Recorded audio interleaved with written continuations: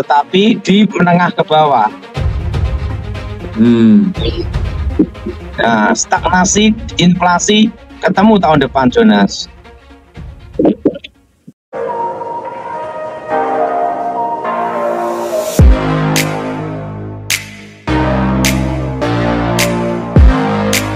Shalom, sahabat John Pregado. Senang sekali bisa bertemu kembali dengan sahabat di channel ini. Terima kasih sahabat sudah setia mengikuti channel ini sampai hari ini. Saya berdoa kepada Tuhan, kiranya Tuhanlah yang membalas dan memberkati kita semua.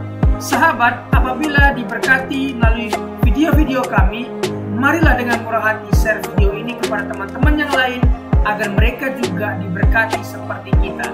Hari ini kita akan dilayani oleh hambanya, oleh anaknya yang luar biasa, pasti akan memberkati kita.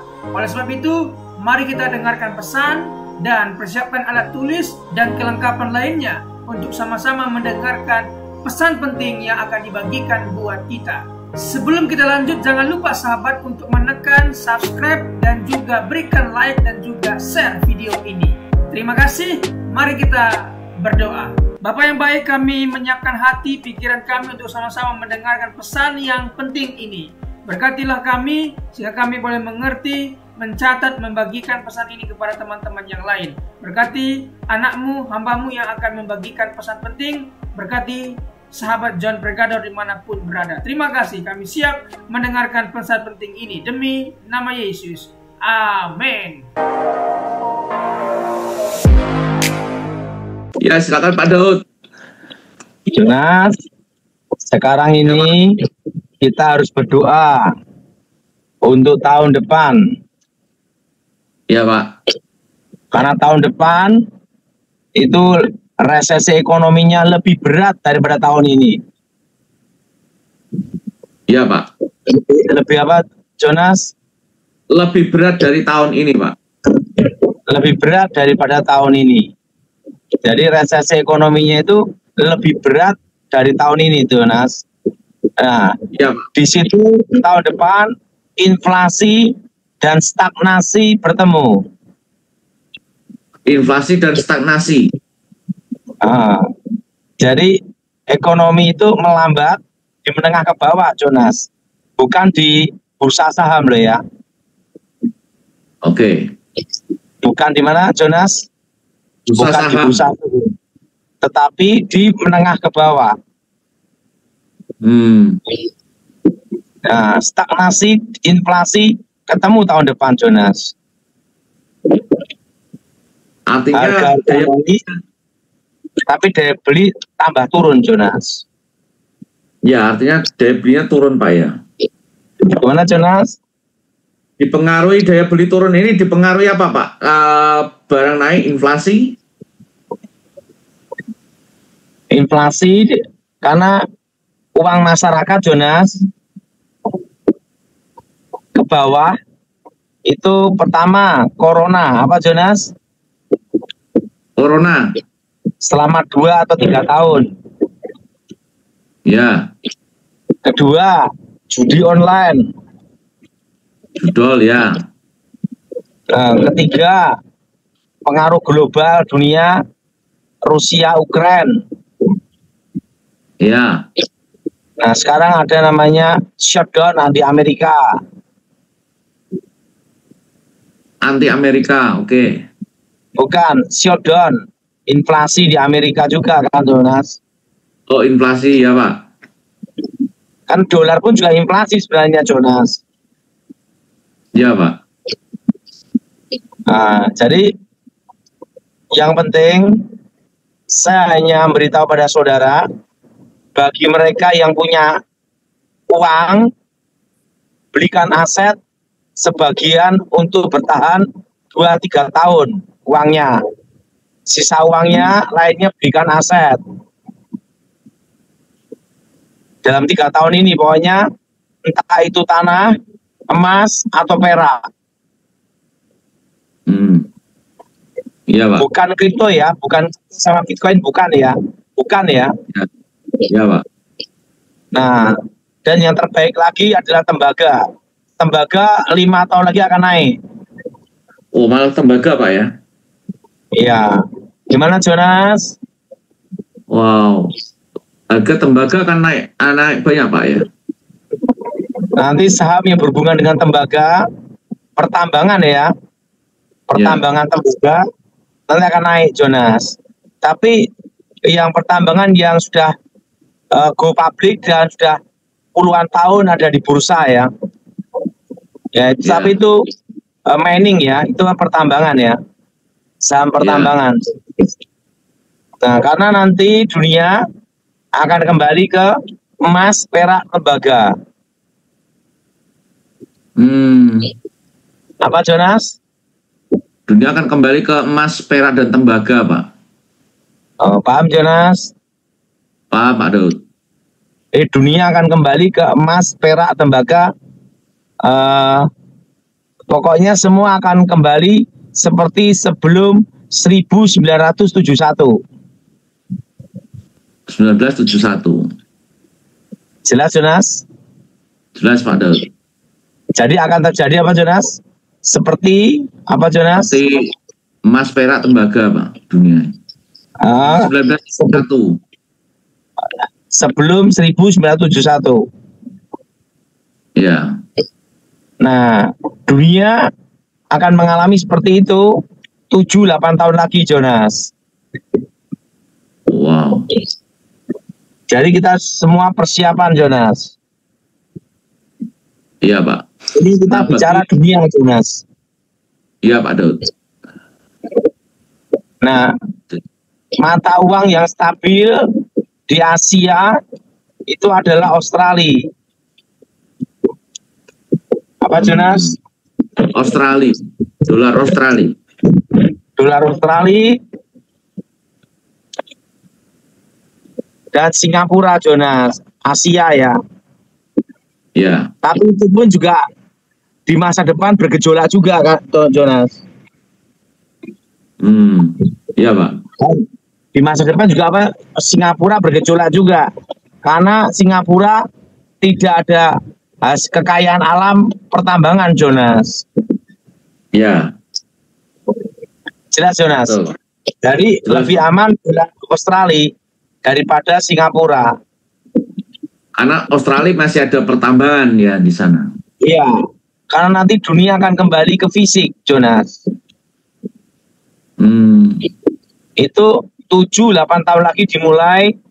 Nah, dan ingat Jonas, mulai start tahun ini dan tahun depan akan mengalami puncak inflasi, Jonas.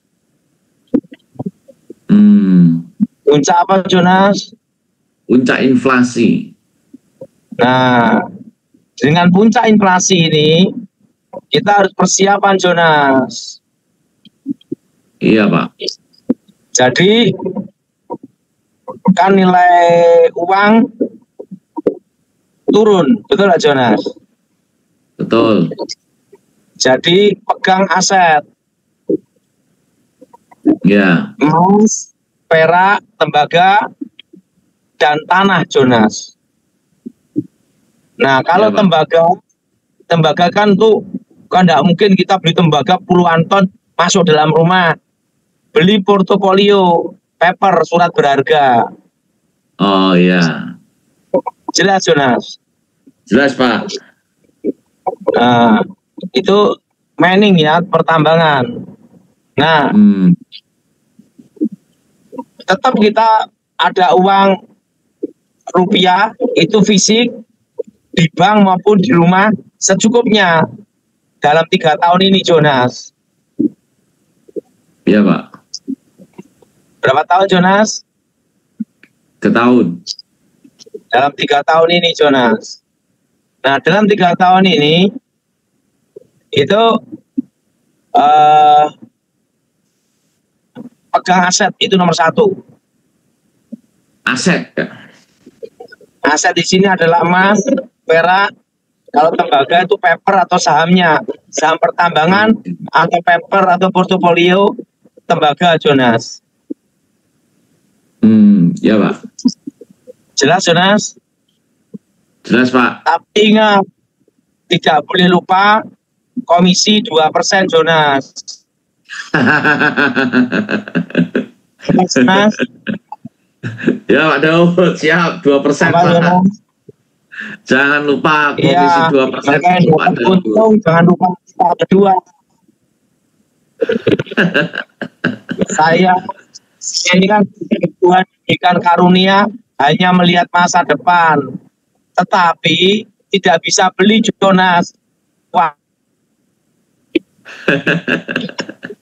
Nah, mereka yang beli dapat berkat, ingatlah saya yang hanya mendapat melihat 2%. saja. Hanya apa, Jonas? Ya dapat ini Pak 2% Pak. Melihat. Iya, melihat saja di masa apa? Masa depan. Masa depan. Jadi ingat, pokoknya dalam 3 tahun ini, saudara semua pegang rupiah secukupnya saja. Ya Pak Daud. Untuk kehidupan, untuk transaksi sehari-hari. Di bank maupun uang tunai cash, di bank maupun di rumah. Ya. Jelas, Jonas? Jelas Pak Daud. Jelasnya gimana, Jonas? Ya dalam 3 tahun ini kan akan terjadi resesi yang luar biasa. Jadi perlu uang cash juga. Ya kalau ada uang lebih ya diinvestkan ke seperti emas dan perak. Untuk tembaga ya melalui saham itu Pak. Portofolio ya, tembaga ya. Ya, bukan Surat fisik. Kalau fisik tembaga kan puluhan ton, Jonas. Berat, betul enggak? Betul. Betul Pak. Paper ya, surat berharga. Nah, dan tanah, apa Jonas? Dan tanah. Gimana pandangan saya, Jonas? Ya Pak Daud, masuk akal sih Pak. Nah kita lihat perkembangan sekarang antara emas dan perak kan luar biasa Pak. Pada itu saya ngomong perak kan tidak ada yang percaya. Betul. Nah sekarang saya memberitahu tentang masa depan dalam 3 tahun ini. Nah, sekarang pokoknya perak banyak saja. Karena kita akan mengalami puncak inflasi, Jonas. Iya. Pak Jonas? Mengalami puncak inflasi Pak tahun depan Pak. Nah startnya tahun ini, tahun depan itu naik terus, Jonas. Iya. Nah makanya kita harus pegang aset. Iya. Untuk karena menjaga terjadi stagnasi Pak ya. Karena tahun depan ekonomi stagnasi di menengah ke bawah, Jonas ya. Bukan di bursa saham ya. Iya. Nah, pertumbuhan ekonomi 5 ke atas atau di bawah 5, yang utama itu adalah naik atau turunnya pertumbuhan ekonomi, yang penting menengah ke bawah itu bertahan. Gimana, Jonas? Ya Pak, karena sektor yang paling banyak mungkin Pak ya, menengah bawah Pak ya. Berat, karena banyak yang menengah turun ke bawah. Yang jadi pertanyaan, yang ke bawah turun kemana gitu loh. Iya Pak. Jelas, Jonas. Jadi Jelas, Pak. pertumbuhan ekonomi naik atau turun, yang nomor 1 yang penting bukan itu, Jonas. Menengah ke bawah bertahan, aman ya? Gimana untuk kamu, Jonas? Betul Pak Daud. Ini harus timbangkan oleh pemerintah Pak ya, mempertahankan ekonomi menengah ke bawah Pak ya.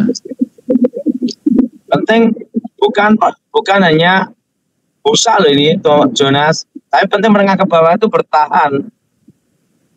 Iya. Dan perlu Jonas tahu bahwa itu akan terjadi, Jonas. Tahun ini, tahun depan langsung mulai gini, Jonas. Menanjak. Iya. Nah, dalam 3 tahun ini loh, Jonas. Iya. Padahal apa ada pandangan Pak terkait perkebunan Pak, seperti sawit gitu Pak? Apakah ada pandangan Pak? Kalau sawit, pertambangan, mining, kan yang punya yang menikmati segelintir orang aja, Jonas. Sedangkan menengah ke bawah kan itu jutaan, Jonas. Betul. Nah, kalau tentang Menteri Keuangan yang baru ini, Jonas, nah, teori atau sepintar apapun nomor 1, nomor 2, tetapi yang penting nomor 1, Jonas, pasar mau menerima, pasar global, dalam dan luar negeri, itu yang intinya penting, Jonas. Gimana lu, Jonas? Setuju, Pak. Jonas? Setuju, Pak. Setuju gimana, Jonas? Harus diterima di pasar di negeri maupun luar negeri, Pak. Nah, pasar itu menerima atau tidak, nanti ketahuan di semester kedua, Jonas. Semester apa, Jonas? Semester kedua. Boleh kamu teori sehebat apapun, boleh praktek sehebat apapun, yang penting 1, Jonas, kembali ke nomor 1 lagi, pasar mau menerima, gitu. Ya. Gimana pandangan saya, Jonas? Ya, Pak, sebaik apapun kalau pasar nggak menerima ya gimana? Ya, karena ini berhubungan dengan trust, kepercayaan, Jonas. Betul. Dan kita nanti tahunya semester kedua, waktu penjatuhan utang luar negeri, Jonas. Pasar nerima atau tidak tuh dilihat dari situ, Jonas. Iya, Pak. Ya, gimana pandangan saya, Jonas? Iya, Pak, sangat luas pandangan Pak Daud dan bisa diterima, Pak. Jadi penting apa, Jonas? Sekarang ini mempersiapkan, Pak. Menerima. Ya, penting sekarang dalam 3 tahun, saudara, pegang rupiah ini secukupnya aja. Ada uang sisa, belikan aset. Itu petunjuk dari Yang Maha Kuasa, Jonas. Iya, Pak Daud. Belikan aset apa, Jonas? Emas, perak, Ya, tembaga, dan apa, Jonas? Emas dan perak dan tembaga, Pak. Dan tanah. Dan tanah. Bukan apartemen ya, Jonas, ya. Ya, tanah, Pak. Bukan apa, Jonas? Bukan apartemen. Tapi tanah, Jonas. Dan harus hak Tanah. milik. Ya. Gimana pandangan saya, Jonas? Ya, Pak Daud, bagus, Pak. Dan masuk akal. Jadi kalau uang, karena apa? Karena mulai tahun ini, tahun depan itu langsung menanjak itu inflasi, Jonas. Ya. Paham di sini, Jonas? Paham, Pak. Nah, begitu menanjak inflasi, tetapi terkendala dengan stagnasi, ekonomi berhenti. Karena menengah ke bawah, daya belinya melemah tahun depan itu, Jonas. Iya, Pak. Karena Indonesia ini masih pulih 2032, Jonas. Wow. Masih Tahun berapa, Jonas? 2032. Itu baru pulih Indonesia, Jonas. Gimana, Ya. Jonas? Iya, Pak Daud. 2032 baru apa, Jonas? Pulih. Nah, udah paham di sini, Jonas? Paham, Pak Daud. Nah, waktu inflasi itu nilai mata uang turun, nah kita harus pegang aset. Ya, setuju, Pak. Pegang apa, Jonas? Aset, karena nilai mata uang turun. Asetnya apa? Emas, perak, Emas, tembaga, perak, tanah. Tembaga dan tanah. Gimana, Jonas? Pandangan saya. Masuk akal, Pak. Karena ini terkait penurunan nilai mata uang, pasti yang pegang ya aset, Pak. Dan itu ekonomi yang melemah di menengah ke bawah, Jonas. Perputaran uang Iya. di tahun depan loh, Jonas. Tapi ingat, yang nomor 1 patokannya bukan lihat di bursa, Jonas. Di bursa saham. Tapi lihatlah kondisi real nyata menengah ke bawah. Itu yang penting. Karena itu jutaan, Jonas. Betul, Pak. Nah, itu akan terasa tahun depan, Jonas. Makanya Iya, kita doa nasional. Amin. Apa, Jonas? Inilah yang harus kita dukung, yaitu doa nasional. Amin. Doa apa, Jonas? Doa nasional, Pak. Nah, untuk penyelamatan Indonesia tahun depan. Amin. Kan saya sudah memberitahu ini tentang inflasi dan stagnasi ekonomi melemah, Jonas. Iya, Pak. Nah, tetapi ingat, patokannya bukan di bursa saham loh, Jonas. Ya, tapi ekonomi menengah ke bawah. Yang nyata real loh ya. Ya. Nah, itu yang terasa tahun depan, Jonas. Iya, Pak. Artinya kita perlu tahun depan berdoa, Jonas. Amin. Pokok pesan saya, satu, menurut saya, Jonas ya. Menurut siapa, Jonas? Menurut Pak Daud. Menurut saya, waktu inflasi mata uang mulai menurun, Jonas. Nah, most popular AI apps use these effects. Haven't you started using it yet? Ya, bisa diulang, Pak. cukupnya saja. Gimana, Jonas? Bisa diulang, Pak. Tadi terputus, Pak. Pak. Ini menurut saya, Jonas ya. Ya. Waktu mata uang turun, melemah. Nah, kita pegang apa? Aset, Jonas. Set. Ya. Asetnya apa? Emas, perak, tembaga. Nah, kalau tembaga, saran saya portofolio surat berharga. Iya. Tembaga pasti naik 5 tahun ke depan. Iya, Pak. Tapi ingat, komisi 2% tidak boleh lupa. Setuju, Jonas? Ya, Pak Daud. Siap. Berapa, Jonas?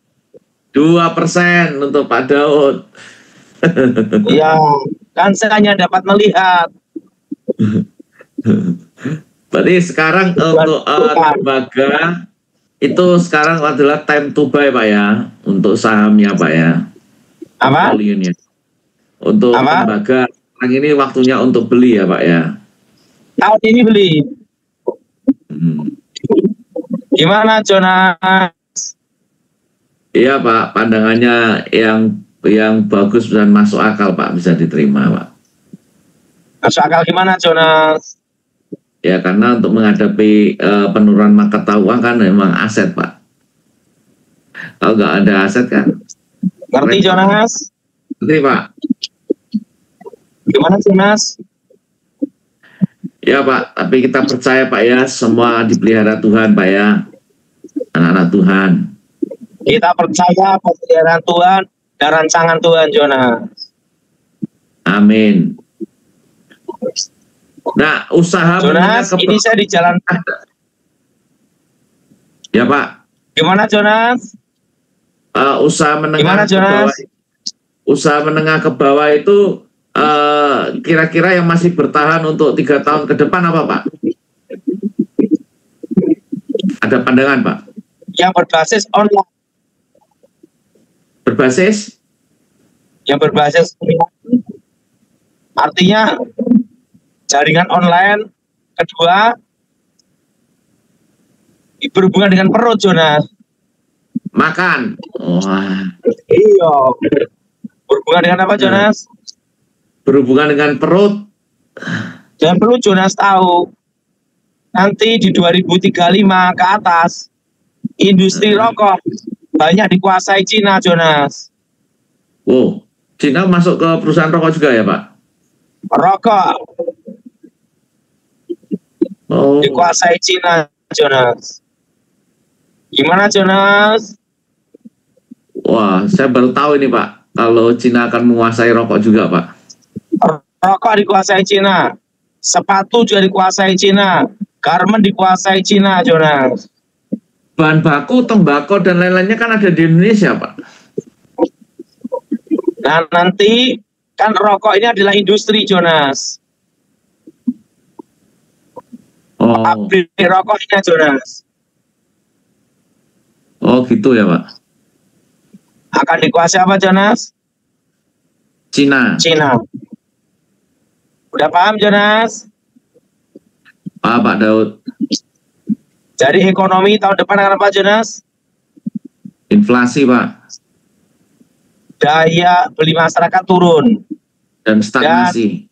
Dan stagnasi, ekonomi berhenti bertemu. Di menengah ke bawah tapi. Iya. Ngelihatnya bukan di bursa saham ya Jonas. Tetapi ingat, daerah Kalimantan, ingat, apa Jonas? Kalimantan, Sulawesi, Sumatera, Papua, Irian. Tidak terpengaruh. Karena banyak tambang. Karena hasil alam Jonas. Jadi Sulawesi, Sumatera, Kalimantan tidak terpengaruh resesi ekonomi tahun depan Jonas. Amin. Yang terasa resesi ekonomi tahun depan tuh yang berat itu adalah di kota-kota besar Jonas. Iya Pak Daud.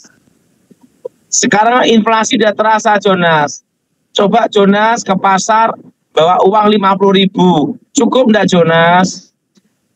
Wah kurang Pak Daud. Nah, simpel aja itu tentang Lombok, inflasi. Betul? Ya, betul. Betul Pak. Tenang aja Jonas. Pasti Tuhan pelihara karena kita sudah berdoa, doa nasional. Amin. Amin. Ya terus kita dukung untuk program doa nasional ini ya saudara semuanya. Ini Jonas lanjutin tanya jawab ya. Sebabnya saya di jalan tol ini. Oh iya, ya Pak Daud. Baik Pak. Hari ini Jonas sekalian kita bikin Zoom ya di jalan ya. Siap Pak Daud. Hari Rabu Pak ya. Hari Rabu ya.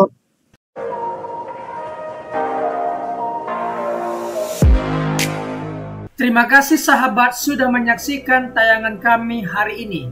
Saya percaya kita pasti diberkati. Apabila kita diberkati dengan tayangan hari ini, marilah kita dengan murah hati share video ini kepada teman-teman kita yang lain, agar mereka juga diberkati. Firman Tuhan mengatakan, diberkati untuk memberkati, sehingga nama Tuhan dipermuliakan dan namanya diagungkan. Sahabat, banyak sekali pelajaran yang kita bisa ambil dari tayangan hari ini.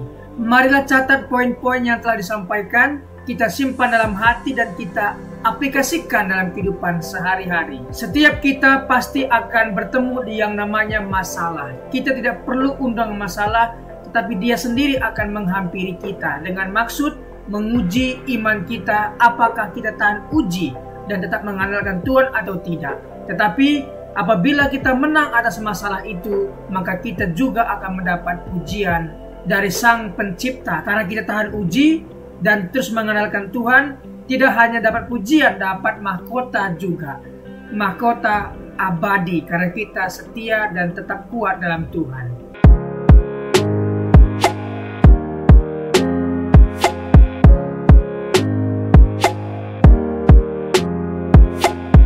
Shalom, dalam kesempatan kali ini kita akan belajar satu tema yang tentu pasti akan memberkati kita, yaitu memilih yang benar. Orang percaya pasti memilih yang benar, memilih kegiatan pekerjaan yang benar yang menguntungkan dirinya di masa depan. Apabila hari libur, apakah yang akan kita lakukan? Apakah kita bermain game sepanjang hari dan membuka aplikasi main game sepanjang hari? Apakah itu yang akan kita lakukan? Orang percaya pasti menggunakan waktu yang sangat bijak. Bisa belajar, bisa beristirahat, dan juga bisa membantu orang tua. Jadi sekali lagi, orang percaya pasti menggunakan waktu sebaik-baiknya. Dia belajar, dia juga beristirahat, dan dia juga membantu orang tua, membantu orang-orang di sekitarnya. Sekali lagi, orang percaya pasti memilih yang benar. Ingat, 3B. Yang pertama adalah belajar, bekerja, dan beribadah. Ingat hal ini, ingatlah selalu belajar, ingatlah selalu bekerja, dan beribadah kepada Tuhan kita, Yesus Kristus. Sekali lagi kita akan belajar tentang tema memilih yang benar. Kita belajar dari tokoh satu Perjanjian Lama, satunya Perjanjian Baru. Kita mulai saja belajar dari tokoh Perjanjian Lama, yaitu Nuh. Kita akan belajar dari seorang tokoh yang bernama Nuh. Hal-hal apa yang akan kita pelajari? Mari kita dalami. Kejadian 6 sampai 10. Tetapi kita fokus di Kejadian 6 ayat 5 sampai 8. Mari kita baca firman Tuhan. Ketika dilihat Tuhan bahwa kejahatan manusia besar di bumi dan bahwa segala kecenderungan hatinya selalu membuahkan kejahatan semata-mata, maka menyesallah Tuhan bahwa ia telah menjadikan manusia di bumi dan hal itu memilukan hatinya. Berfirmanlah Tuhan, aku akan menghapuskan manusia yang telah kuciptakan itu dari muka bumi, baik manusia maupun hewan, dan binatang-binatang melata, dan burung-burung di udara, sebab aku menyesal bahwa aku telah menjadikan mereka. Tetapi Nuh mendapat kasih karunia di mata Tuhan. Mari kita pelan-pelan mempelajari ayat ini. Pertama, ketika dilihat Tuhan dari sorga, Tuhan melihat ke bumi, dan dia melihat dan mendapati kejahatan manusia besar di bumi, dan bahwa segala kecenderungan hati manusia selalu membuahkan kejahatan semata-mata. Di sini kita tahu bahwa alasan Tuhan marah itu karena ulah manusia. Kita lihat ulah manusia ini mengakibatkan hal apa saja. Pertama, Tuhan menyesal ya karena ulah manusia itu, sehingga lingkungan sekitar, yaitu hewan, binatang-binatang juga mendapat hukuman dari Tuhan. Jadi dari ayat ini kita bisa tahu bahwa Tuhan menyesal karena ulah manusia, dan dampak dari itu hewan-hewan pun mendapat resiko, mendapat konsekuensinya dari perbuatan manusia. Ketika kita membuang sampah sembarangan, apa yang terjadi? Tentunya pencemaran air. Binatang yang hidup di air tercemar, dan hewan-hewan atau binatang yang hidup di air bisa mati karena ulah manusia membuang sampah sembarangan. Jadi marilah kita menjaga lingkungan kita sebaik-baik mungkin. Baca ayat 7 ya. Berfirmanlah Tuhan, aku akan menghapuskan manusia yang telah kuciptakan itu dari muka bumi, baik manusia maupun hewan, dan binatang-binatang melata, dan burung-burung di udara, sebab aku menyesal bahwa aku telah menjadikan mereka.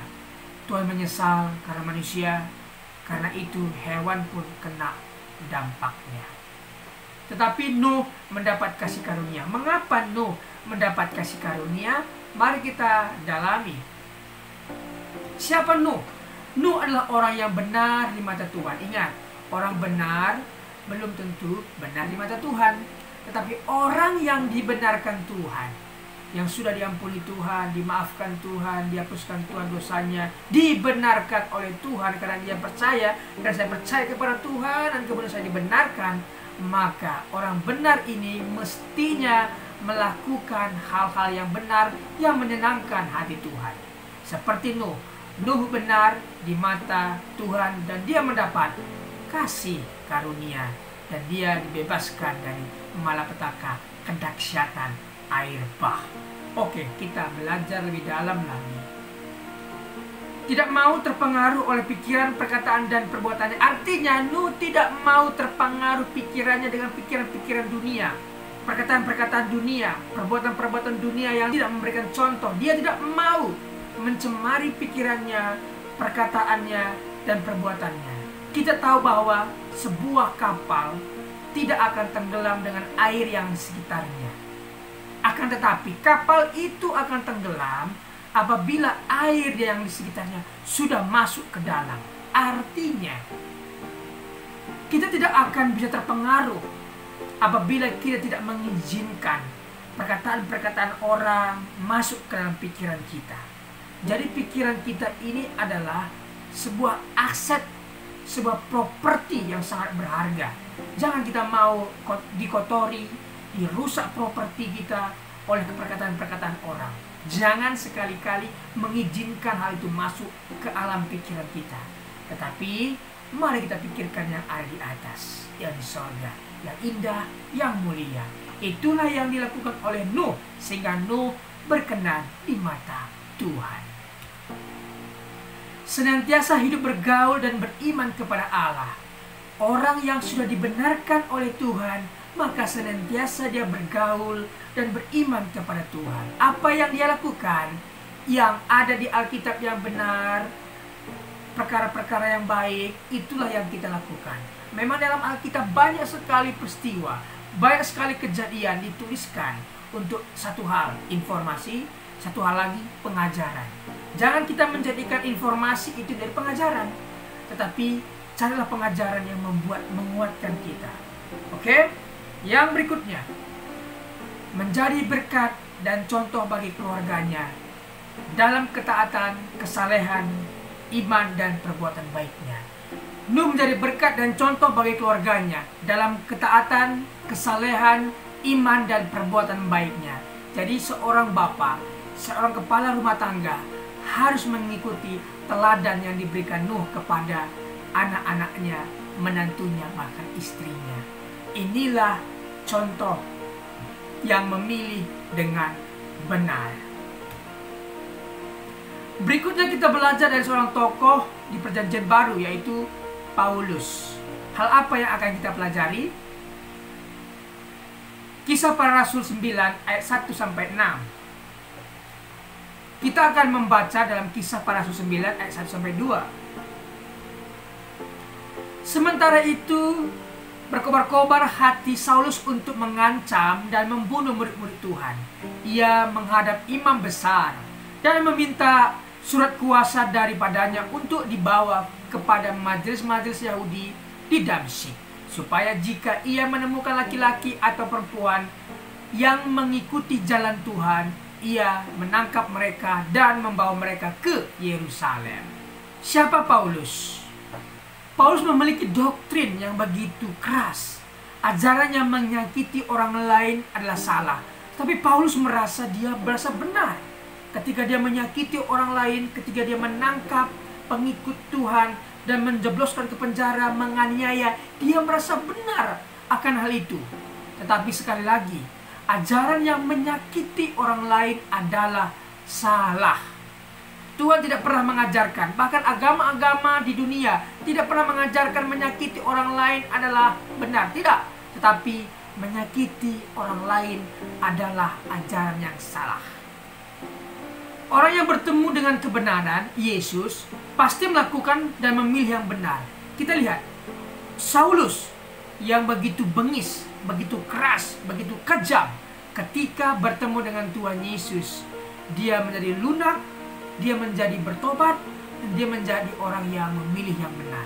Sekali lagi, orang yang telah bertemu dengan Tuhan Yesus pasti berubah. Jadi sahabat, apabila sahabat punya nenek, kakek, bapak, ibu, apapun itu, bawa mereka dalam doamu, doakan mereka. Ketika mereka bertemu dengan Tuhan, maka mereka akan berubah. Jadi sekali lagi, orang sekeras apapun, sebejat apapun, sebengis apapun, ketika dia bertemu dengan Tuhan, pasti lunak dan mengalami perubahan yang luar biasa. Contohnya adalah Paulus ini.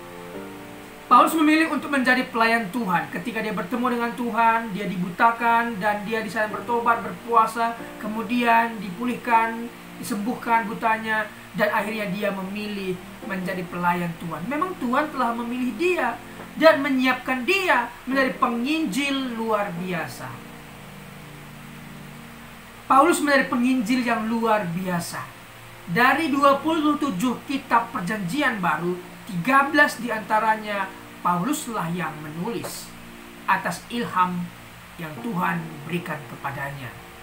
Jadi sahabat, orang yang telah dipilih Tuhan pasti memilih yang benar.